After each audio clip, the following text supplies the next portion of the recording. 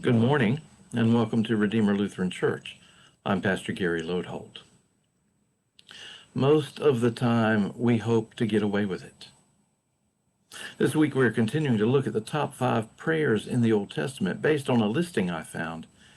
And perhaps you've never thought about the one we will explore today as a prayer, but it is. It's actually Psalm 139.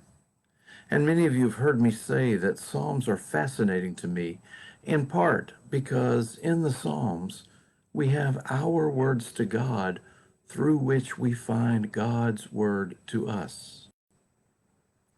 That is certainly true in Psalm 139. Not only is it a prayer to God, but it's a prayer that comes deep from the heart of King David. You see, like us, David hoped to get away with it. It's a story worthy of a TV miniseries, and I guess you could say we've been binge watching this story for centuries.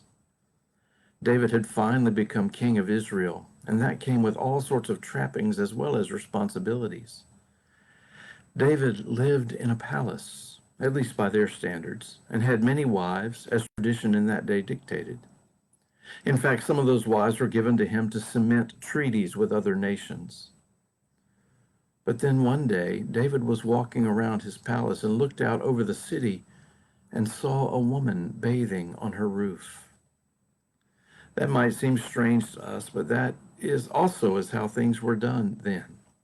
Houses were largely open to the outside, and if you didn't want somebody to look in on your bath, you did it on the roof where they couldn't see. At least the person on the street couldn't. However, from the high wall of the palace, David could.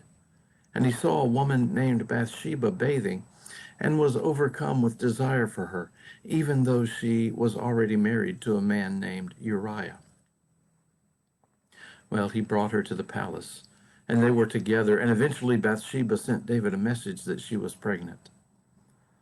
This was a problem because her husband Uriah was off fighting in a war, and so if Bathsheba was found pregnant, it was pretty clear that the baby wasn't Uriah's. Stuck, David brought Uriah home from the battle, but because he had been dedicated to fight on behalf of God and the nation, Uriah never went home to Bathsheba and stayed at the palace instead to fulfill his vow.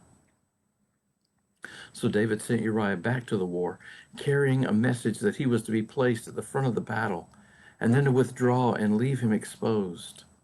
And sure enough, Uriah was killed, and eventually David moved back into the palace as one of his wives. He thought he had gotten away with it, but he hadn't. And when the whole thing was exposed, David deeply repented, and Psalm 139 expresses some of his feelings and sorrow for what he had done. Psalm 139 is a well-known psalm that begins, "O Lord, you have searched me and known me. You know when I sit down and when I rise up. You discern my thoughts from far away." He goes on like that, expressing over and over that as much as we might like to run and flee and hide from God, as much as we might like for God not to know all the things we have done or the secrets of our hearts, God does know. God has intimate knowledge of us and is always close to us. I sometimes marvel at how we so often delude ourselves and do what we want without thinking that God sees. And one way to understand that is that in those moments, perhaps we don't really think God is there.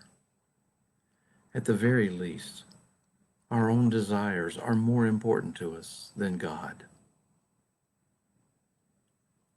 But David has learned differently. In this psalm, he offers a prayer of surrender to God's searching, knowing, and refining ways. You see, God knows us. God knows how we are. But God isn't content to leave us that way. God seeks to refine us, to purify us, to invite us to return to open relationship with God. It's a wonderful gift of grace. Thanks for watching, and remember to let this day belong to God.